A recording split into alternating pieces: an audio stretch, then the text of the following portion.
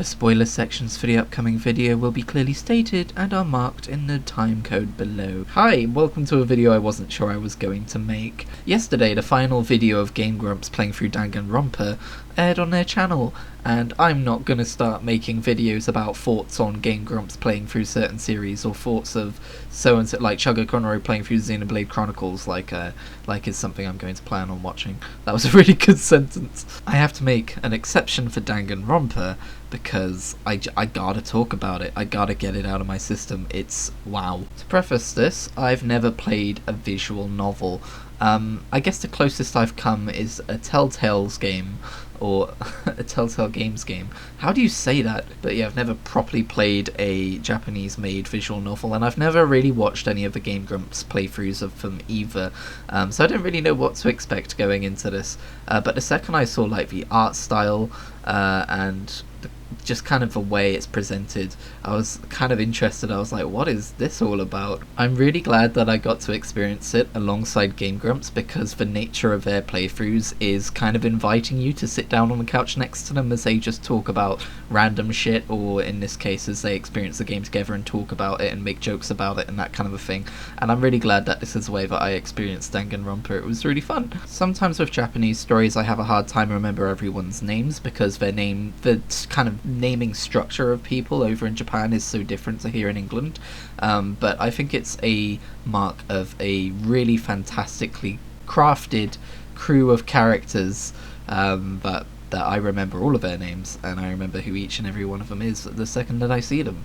They're just such good characters. Mild spoilers from this point. Visual novels aside, I'm not even the kind of person who reads a lot of mystery novels, a lot of murder mystery novels, so I find a lot of them predictable. I find a lot, not saying like I've got a 9,000 IQ brain, it's just they're either predictable or they have twists which the reader can't possibly foresee, and that can be frustrating. So it's not something I stray away from as like a rule, it's just something that I don't tend to gravitate towards. Danganronpa though had me guessing at every turn, like, oh my god, what's going on here? It was great that it had two layers of mystery. It had who's just done the most recent murder, and of course before the next murder, who's going to murder next and why, and then the larger mystery of what the fuck is happening at this school, why is everything the way that it is, who's the mastermind, for ultimate despair. And that's the other thing I need to talk about with this game as well. It had a lot of kind of, I wouldn't say cheesy, but a lot of kind of stuff that it's almost self-serious in a way that it's not even trying to be funny, but it's funny because of it. Although that being said, I can't take this game as too self-serious, because it is all the machinations of an animatronic bear. So, you know, maybe the whole self-serious stuff is just stuff that got lost in translation or translated incorrectly or something. I'll admit that there were some mysteries which were not as good as others, but there were some which I actually predicted certain things, and when I got them right, oh my god, when I got them right, the sense of vindication and success, delicious. I loved the pacing, because if we weren't thinking about a murder that had just happened and who might have done it, or, you know, who had just done it, if we'd just solved it, we were thinking about when the next murder was going to happen, who that was going to be, who was going to kill who, because there's dialogue in between that too, and you're like, oh damn, those people don't seem to be getting on, and oh, I wonder how they're going to try and subvert expectations this time. And yeah, that whole thing, it was just a delight.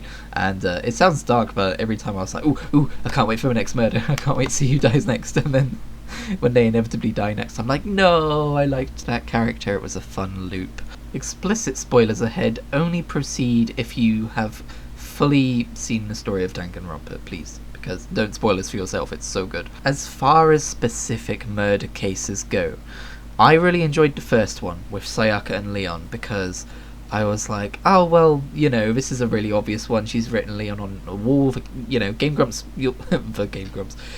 also pointed that out, they pegged it immediately, and it seemed a bit of a non-mystery. It's like, well, great, like, the game's kind of roundabout, long-winded way of coming to a conclusion that you've already sussed out definitely reared its head here, but at the same time, there was a twist. There was a twist when we learned that Sayaka was actually planning to murder Leon, and actually it just got turned on its head, right? And I was I think that's the perfect way to start the game, because you go, Oh, I see. We're doing interesting things in this game. Okay, we're doing interesting things in this story. The next murder with Mondo and Chihiro, I wasn't so much a fan of, because Byakuya just deciding to mess with the crime scene for the sake of making things more interesting is such a stupid fucking thing to do, because if you fail, you all die, first of all. And secondly, I think it was supposed to be a thing to, like, artificially increase the difficulty of that case, and also, like, it's trying to lean on Byakuya as this very proud kind of a character in order to do so, like this almost like red herring of a villain, but I don't think it makes sense. It just doesn't make sense, and it's dumb, and yeah. And also, like, all of the kind of intrigue surrounding Chihiro's gender kind of stank a little bit of pre-educated times of before we all knew so much about trans issues and stuff like that. So yeah, that case could have been a little bit better, but this game did come out in 2011, so it's a decade old, so maybe you can give it a slight little bit of forgiveness for that. I don't know, that's up to you. Me personally, I would have preferred it if that wasn't quite so poorly handled, but you know, I mean, it wasn't as egregious as it could have been, and it definitely didn't feel malicious. The next murder, which was Celeste working with Hifumi to kill Taka, and then Celeste killing Hifumi, if I remember correctly, that one captivated me because it was just so weird.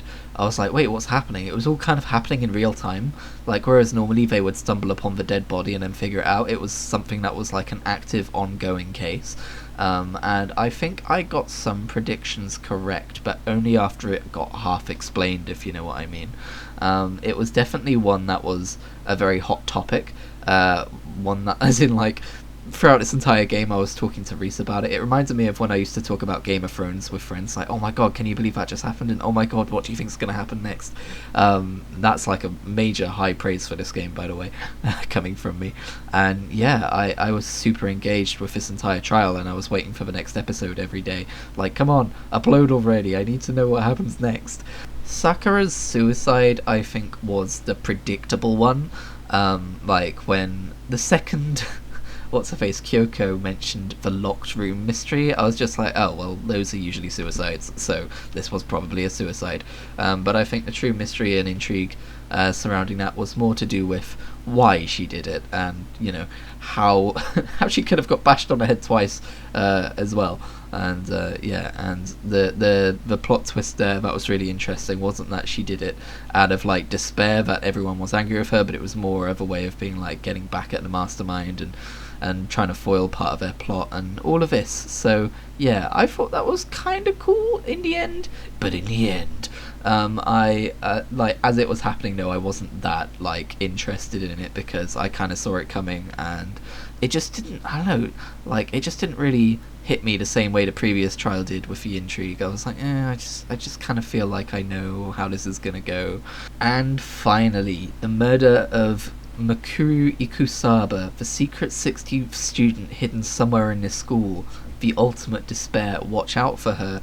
That was like, oh, chef's kiss, because when they first mentioned that she had wounds all over her body, and that, you know, they looked old, I was like, yo, this could be Junko.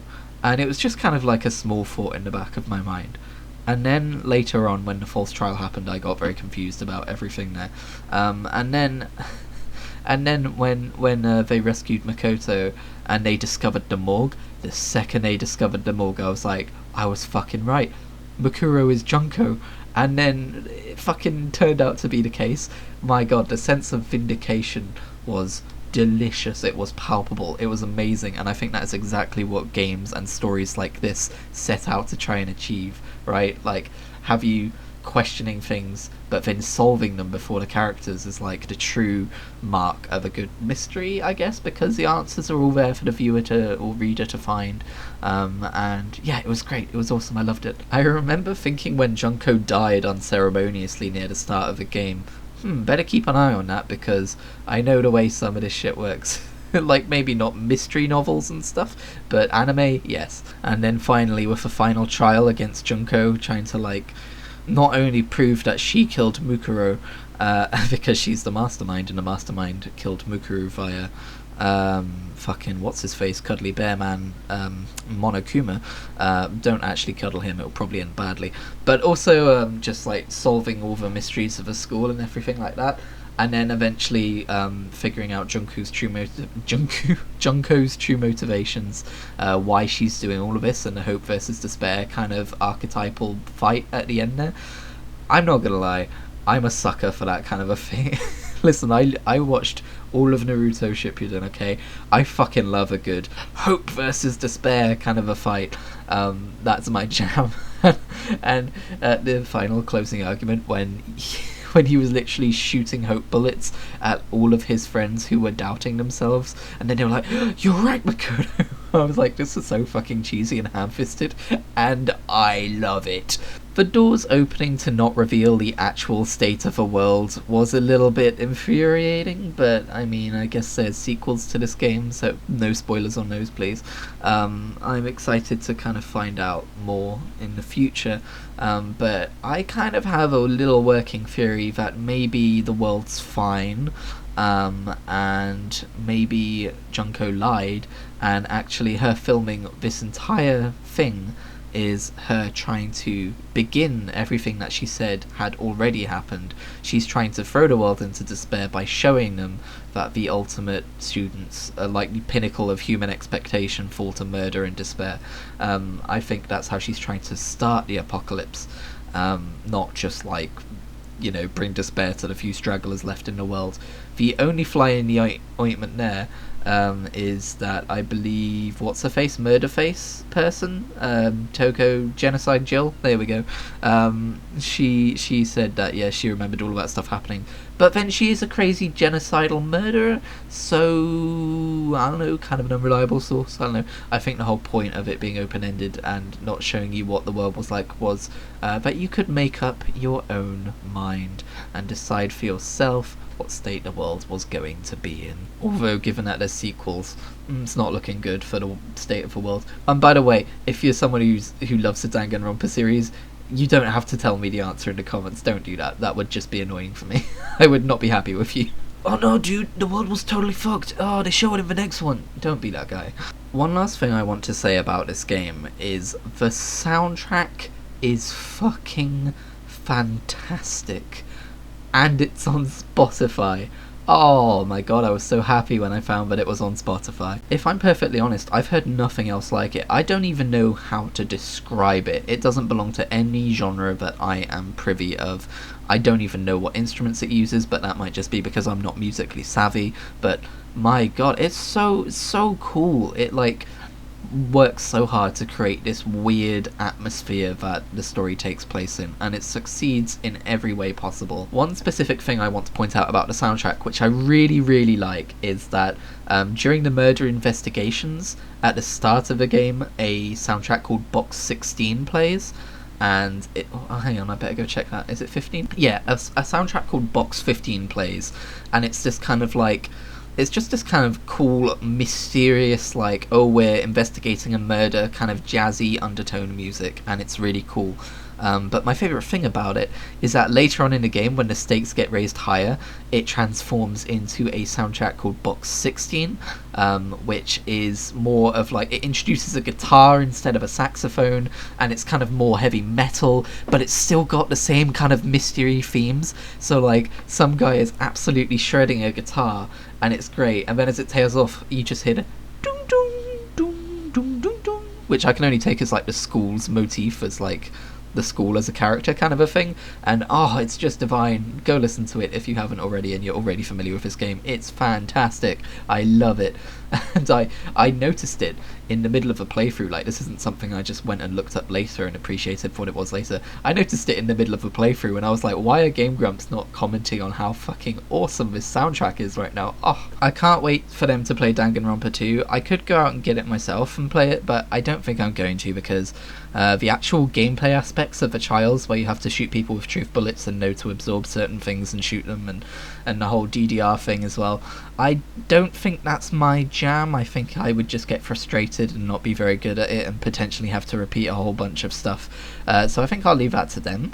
But I'm really enjoying experiencing the story, man. It's great, and I'm very happy that you also, I guess, enjoyed it, because otherwise you wouldn't be listening to the full spoiler version of this video. If you did, shame on you. Shame on you. You just ruined a really good story for yourself. But who am I to tell you how to experience stories? Anyway, thank you very much for watching this video, and I will see you in the next one.